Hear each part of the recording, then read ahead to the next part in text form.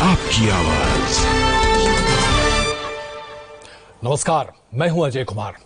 आइए एक महत्वपूर्ण जानकारी आपसे साझा करें और उसकी परतें आपके सामने रखें। क्या 15 अगस्त तक कोरोना का वैक्सीन संभव है? आईसीएमआर ने यानी कि Indian council of medical research ने दवा बनाने वाली सभी कंपनियों को यह डेडलाइन दी है। क्या देश की आजादी के साथ कोरोना से भी हमें आजादी मिल सकती है? यह गंभीर सवाल है जो आज दुनिया के हर इंसान के सामने है। कोरोना की वैक्सीन की खोज में इस समय 100 से ज्यादा लैब्स काम कर रही हैं। अमेरिका से लेकर ऑस्ट्रेलिया, ब्रिटेन, चीन, तमाम देश कोशिश कर रहे हैं। लेकिन इस समय भारत सबसे ज्यादा प्रेशर में है और वो इसलिए क्योंकि आईसीएमआर ने 15 अगस्त तक के वैक्सीन बनाने की डेडलाइन सामने रखी है, जो कि एक बहुत बड़ी चुनौती है। भारत में इस समय 2 बड़ी दवा की कंपनियां हैं जो वैक्सीन बना रही हैं। इसमें पहली है भारत बायोटेक, जो कि आईसीएमआर के साथ मिलकर कोवैक्सीन नाम के वैक्सीन को तैयार कर रही है।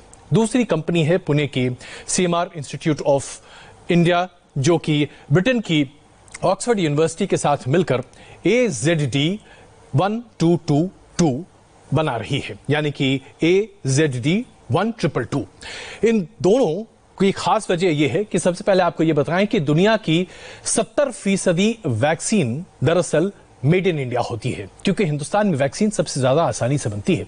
भारत की दवा कंपनियां सबसे ज्यादा उम्मीद पर इसलिए आगे चढ़ी हुई हैं क्योंकि हमारे पास सबसे सस्ता मैन्युफैक्चरिंग का पूरा भंडार है और हमारे फार्मा सेक्टर बहुत एडवांस्ड भी है।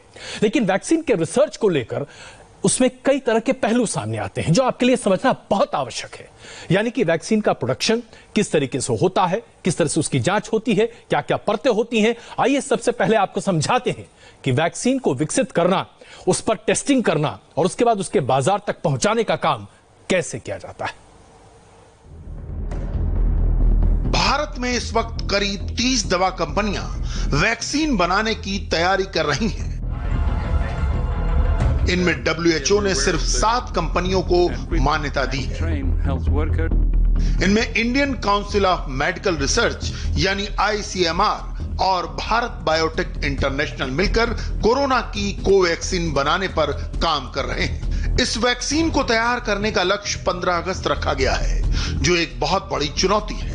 हालांकि आईसीएमआर ने साफ किया है कि वक्त की कमी के चलते वैक्सीन की रिसर्च से कोई समझौता नहीं किया जाएगा, सिर्फ इसकी दूसरी प्रक्रियाओं में तेजी लाई जाएगी, क्योंकि आमतौर पर वैक्सीन बनाने में 3 से 5 साल का वक्त लगता है। कोरोना की वैक्सीन को लेकर प्रेशर बहुत ज्यादा है, इसलिए वैक्सीन का काम बहुत तेजी से चल रहा है, जिसमें कई वर्षों का वक्त लगता है। सबसे पहले किसी भी वैक्सीन को बनाने से पहले यह तय किया जाता है कि वैक्सीन को किस तकनीक से बनाया जाएगा। इसमें लाइव वैक्सीन, इनएक्टिवेटेड वैक्सीन और जीन बेस्ड वैक्सीन तकनीक का इस्तेमाल किया जाता है। इस दौरान लैब में वैक्सीन के कई तरह के टेस्ट होते हैं। इस वैक्सीन का ट्रायल जानवरों पर किया जाता है, जिसमें जानवरों पर होने वाले असर को बारीकी से अध्ययन किया जाता है। अगर जानवरों पर प्रयोग ठीक रहता है तो इसके बाद अलग अलग लेवल पर वैक्सीन की ह्यूमन ट्रायल यानी इंसानों पर प्रयोग शुरू किया जाता है। इस दौरान देखा जाता है कि क्या यह वैक्सीन सुरक्षित है, इससे शरीर की रोग प्रतिरोधक क्षमता बढ़ी है। अगर नतीजे पॉजिटिव होते हैं तो पूरी दुनिया के लिए वैक्सीन तैयार करना एक बड़ी चुनौती है। फिलहाल दुनिया की किसी एक कंपनी के पास इतनी क्षमता नहीं है कि वो पूरी दुनिया को वैक्सीन उपलब्ध करवा सके। भारत में आईसीएमआर और भारत बायोटेक इंटरनेशनल मिलकर जिस कोवैक्सीन पर काम कर रहे हैं, उसका ह्यूमन ट्रायल किया जाना बाकी है। इसमें 1125 लोगों को शामिल किया जाएगा, जिनमें पहले फेज में 375 जबकि दूसरे फेज में 750 लोग शामिल किए जाएंगे। इसके अलावा पहले फेज में 18 से 55 साल की उम्र के लोगों पर ट्रायल होगा, जबकि दूसरे फेज में 12 साल से छोटे बच्चे और 56 से 65 साल तक के लोग शामिल किए जाएंगे। इस पूरी प्रक्रिया में करीब 28 दिन का वक्त लगेगा। अब देखना यह है कि यह ह्यूमन ट्रायल कितना सफल होता है। तो पूरी जिम्मेदारी दरअसल ह्यूमन ट्रायल पर है, जिसमें काफी वक्त लगता है, कई बार 5 या 10 साल तक का वक्त। लेकिन क्या वैक्सीन से बीमारी का इलाज हो सकता है? क्या वैक्सीन के बावजूद बीमार होने की आशंका नहीं बनी रहती है? मिसाल के तौर पर पोलियो और फ्लू को लीजिए। यह ऐसी बीमारी है जिसके वैक्सीन बाजार में उपलब्ध हैं। इसके बावजूद अगर आप इस वैक्सीन को ले भी लें तब भी पूरी गारंटी नहीं है कि आपको ये बीमारियां नहीं होंगी। मसलन पोलियो पर हम लगातार काम करते रहे हैं और पोलियो को लेकर हमने लगभग पूरी सफलता हासिल कर ली है। इसके बावजूद पोलियो का वैक्सीन लीजिए लेकिन फिर भी पोलियो की बीमारी हो ही जाती है। कुछ यही असर बाकी भी दिखाई देता है। इसके अलावा हम आपसे यह भी बताना चाहते हैं कि कुछ ऐसी वैक्सीन हैं जो बन ही नहीं पाई बीमारियों के लिए। मसलन एड्स की कोई वैक्सीन आज बाजार में उपलब्ध नहीं है। टीबी, कैंसर, ये तमाम ऐसी बीमारियां हैं जिनकी कोई वैक्सीन नहीं है। फ्लू का वैक्सीन बाजार में है लेकिन उसका असर बहुत कम होता है। कुल मिलाकर देखा जाए तो स्थिति बहुत ज्यादा स्पष्ट नहीं होती। इसके साथ साथ हम आपको यह भी बताना चाहते हैं कि छोटे बच्चों को निमोनिया की जो वैक्सीन दी जाती है, इसके बावजूद उनके ठीक होने की 100% संभावनाएं न के बराबर होती हैं। इसलिए अगर आप वैक्सीन ले रहे हैं तब भी कोई जरूरी नहीं है कि आपको बीमारी ना हो। इसलिए आइए अब आपको यह बताते हैं कि भारत और इसके साथ साथ दुनिया के तमाम अन्य देशों में जो वैक्सीन के विकास की कोशिशें चल रही हैं वो कहां तक पहुंची हैं, कब तक ये वैक्सीन सामने आ सकती है, कब तक ये बाजार में लाया जा सकता है और कब कोरोना से वास्तविकता में हमें छुटकारा मिल सकता है।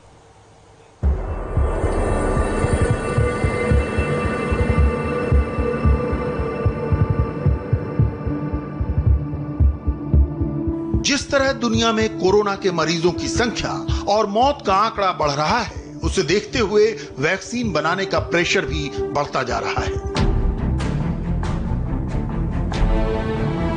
इसमें कोई शक नहीं कि भारत के पास दवा तैयार करने वालों की एक बहुत बड़ी फोर्स है। इसलिए कोरोना की वैक्सीन और दवा बनाने के लिए भारत सबसे भरोसेमंद देश है। सबसे पहले आप भारत और ब्रिटेन की वैक्सीन वाली पार्टनरशिप के बारे में जान लीजिए, जो मिलकर चेडॉक्स 1 नाम की वैक्सीन बना रहे हैं। ब्रिटेन की ऑक्सफोर्ड यूनिवर्सिटी और भारत का सीरम इंस्टीट्यूट ऑफ इंडिया इस वैक्सीन पर एक साथ काम कर रहे हैं। सब कुछ ठीक रहा तो वैक्सीन साल के अंत तक बाजार में आ सकती है, जिसमें 40 करोड़ वैक्सीन की डोज को दिसंबर के अंत तक सप्लाई करने का लक्ष्य रखा गया है। कंपनी का दावा है कि पहले 6 महीने तक वैक्सीन की डोज हर महीने 50 लाख होगी। इसके बाद बढ़ाकर 1 करोड़ डोज तक बढ़ा दिया जाएगा। इससे पहले भी सीरम इंस्टीट्यूट ऑक्सफोर्ड यूनिवर्सिटी के साथ मलेरिया के वैक्सीन पर काम कर चुका है। इसके अलावा अमेरिका के बोस्टन की लैब में तैयार हो रही मॉडर्ना नाम की वैक्सीन की टेस्टिंग मार्च से ही शुरू हो चुकी है। इसमें 8 लोगों को 2-2 बार वैक्सीन की डोज दी गई, जिनके शरीर में एंटीबॉडीज बनने लगी। अब इन एंटीबॉडीज को लैब में मानव कोशिकाओं पर टेस्ट किया गया तो पता चला कि ये वायरस को अपने क्लोन बनाने से रोक सकती है, यानी ये दवा वायरस के संक्रमण को कुछ हद तक रोक सकती है। वैक्सीन बनाने वाले वैज्ञानिकों के मुताबिक ट्रायल के सेकेंड फेज में 600 लोगों पर टेस्ट किए जाएंगे। ऑस्ट्रेलिया को भी नोवावैक्स नाम से तैयार की जा रही वैक्सीन से बहुत उम्मीदें हैं। इस वैक्सीन का इंसानों पर क्लिनिकल ट्रायल शुरू हो चुका है। इस ट्रायल में खासतौर पर 18 से 59 साल तक की उम्र के लोग शामिल किए गए हैं, ताकि वैक्सीन के शुरुआती असर के बारे में पता लगाया जा सके। वैक्सीन के सफल होने की उम्मीद इस बात से की जा सकती है कि वैज्ञानिक ह्यूमन ट्रायल के साथ ही बड़ी संख्या में वैक्सीन की डोज तैयार कर रहे हैं, ताकि दिसंबर के महीने तक वैक्सीन को बाजार में लाया जा सके। लेकिन यह सिर्फ अभी संभावनाओं पर टिकी हुई सफलता है, जिसके लिए इंतजार करना होगा।